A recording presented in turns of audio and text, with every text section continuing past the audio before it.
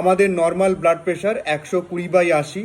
উপরের blood প্রেশারটাকে systolic blood pressure এবং নিচেরটাকে diastolic blood pressure বলা হয়। তবে উপরের ব্লাড প্রেশার যদি 140-এর নিচে এবং নিচেরটা যদি 90-এর নিচে থাকে, সেই ক্ষেত্রেও আমরা সেটাকে নর্মাল হিসাবেই ধরি। তবে উপরেরটা যদি 140-এর বেশি এবং নিচেরটা যদি 90-এর বেশি হয়, তবে সেটা উচ্চ রক্তচাপের মধ্যেই পড়ে এবং সেটি ট্রিটমেন্ট প্রয়োজন। যাদের উচ্চ রক্তচাপ রয়েছে তারা অবশ্যই এটিকে নিয়ন্ত্রণে নিয়ে আসবেন, কারণ রক্তচাপ যদি নিয়ন্ত্রণে না থাকে তাহলে আমাদের শরীরের কিছু টার্গেট অর্গান যেমন কিডনি এগুলোর মারাত্মক ক্ষতিসাধন হতে পারে।